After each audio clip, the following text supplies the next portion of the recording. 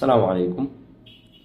গত সপ্তাহে আমরা কয়েকটি ভিডিওতে কোরআন থেকে কি কি উপায়ে বারাকা অর্জন করতে পারি অথবা কোরআনের আমাদের উপর কি কি হক আছে সে বিষয়ে জেনেছিলাম। তো এই বিষয়গুলো আমি পড়েছিলাম কুয়েতের মুরতাকা একাডেমিতে একটা কোর্স করেছিলাম। ওই কোর্সের আমাদের উস্তাদ ছিলেন শেখ ডক্টর মোহাম্মদ খালিদ আল হিন্দি। উনি এই কথাগুলো বলেছেন, আরো অনেক বিষয় বলেছেন কোরআন তিলাওয়াতের বিষয়ে। তো উনিও নিজ থেকে বলেননি, উনি আলিমদের আরো অনেক কিতাব, বিশেষ করে ইমাম নবী রাহিমাহুল্লাহর এই বিষয়ে একটি কিতাব আছে আত-তিবিয়ান ফি আদাবি হামালাতিল কোরআন, এবং এই কিতাবটির আবার ৭-৮টি শারহ আছে এবং এক একটা শারহ প্রায় ৭০০-৮০০ পৃষ্ঠা এরকম, বা ৯০০-১০০০ পৃষ্ঠাও আছে। ওই সবগুলো কিতাব উনি পরে গবেষণা করে এই বিষয়গুলো বের করেছেন। এখানে আরো অনেক বিষয় আছে। তো ওখান থেকে এই একটা বিষয়, যেটা হচ্ছে কোরআন থেকে আমরা কোরআন সুন্নাহ সম্মত, শরিয়া সম্মত ভাবে কিভাবে বারাকা অর্জন করতে পারি। তো 7টি উপায় আমরা পেয়েছিলাম। একটা হচ্ছে কোরআন তিলাওয়াত করা, দ্বিতীয় হচ্ছে কোরআন শ্রবণ করা, আর তৃতীয় ছিল কোরআন থেকে ইলম অর্জন করা, কোরআন থেকে জ্ঞান অর্জন করা, চতুর্থ ছিল কোরআনের বিষয়গুলোর উপর আমল করা, এরপরে পঞ্চম ছিল কোরআনের আয়াতগুলো নিয়ে তাদাব্বুর করা, চিন্তা ফিকির করা, গবেষণা করা, আর 6 নম্বর ছিল, ষষ্ঠ, যে কোরআন থেকে শিফা নেওয়া। এরপরে সপ্তম ছিল কোরআনের বিধানগুলো নিজেদের জীবনের প্রত্যেকটা স্তরে বাস্তবায়ন করা, প্রতিষ্ঠা করা। তাহলে এই 7টি উপায়ে আমরা একমাত্র কোরআন থেকে বারাকা অর্জন করতে পারি অথবা কোরআনের হক আদায় করতে পারি, এবং এছাড়া অন্যান্য কোনো উপায় বা পদ্ধতি নেই যেটা আপনি কোরআন থেকে বারাকা অর্জন করতে পারেন।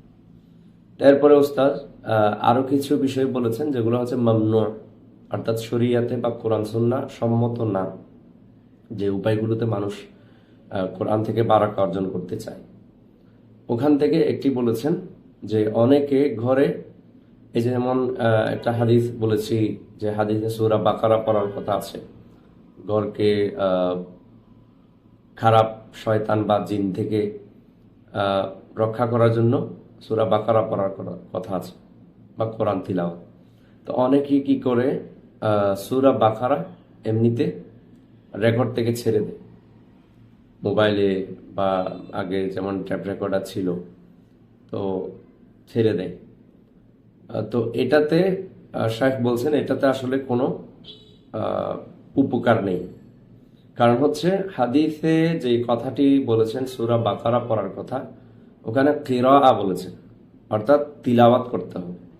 আপনার ঘরকে শয়তান থেকে, জিন থেকে রক্ষা করার জন্য বা আল্লাহর কাছে পানা চাওয়ার জন্য আপনার নিজের কোরআন তিলাওয়াত করতে হবে। কারণ এখানে নিয়তের বিষয় আছে, ইন্নামাল আমাল বিন্নিয়াত, সকল আমল ইসলামের নিয়তের উপর নির্ভরশীল। এখন আপনি যার, এখানে ধরেন আপনি শেখ আব্দুর রহমান সুদাইসের তিলাওয়াত ছেড়ে দিলেন মোবাইল থেকে বা ফোন থেকে, ল্যাপটপ থেকে, যেভাবে হোক, অথবা হচ্ছে ধরেন শেখ সুরাইম বা যে কোনো একজন কারির আপনি তিলাওয়াত ছেড়ে দিলেন ঘরে। এখন উনি তো আপনার ঘরকে দুষ্ট জিন বা শয়তান থেকে রক্ষা করার জন্য এই তিলাওয়াতটা করেননি। উনি হয়তো এটা সালাতে তিলাওয়াত করেছে বা এমনিতে রেকর্ড করেছে। হ্যাঁ, তো ওখানে কিন্তু নিয়তের একটা বিষয় আছে, উনি তো এই নিয়তে পড়েননি। এবং ওখানে ফিরার কথা বলেছেন, তিলাওয়াত করার কথা বলেছেন, অর্থাৎ আপনার নিজের তিলাওয়াত করতে হবে। হ্যাঁ, সেজন্য উনি বলেছেন যে এই বিষয়টা সঠিক পদ্ধতি না। কেউ যদি কোরআন দিয়ে, কোরআনের মাধ্যমে ঘরকে রক্ষা করতে চায়, আল্লাহর কাছে যেন চায় যে ঘরকে সবকিছু থেকে হেফাজত করুক, তাইলে নিজেদের কোরআন তিলাওয়াত করতে হবে। সেটা সূরা বাকারা হোক বা এমনিতে অন্যান্য কোনো সূরা হোক, কোরআন ঘরে নিজেদের তিলাওয়াত করতে হবে। এটা একটা বলেছেন। আর দ্বিতীয় আরেকটা বিষয় বলেছেন, অনেকে হচ্ছে রিংটোন দেয়, ফোনে রিংটোন দেয়।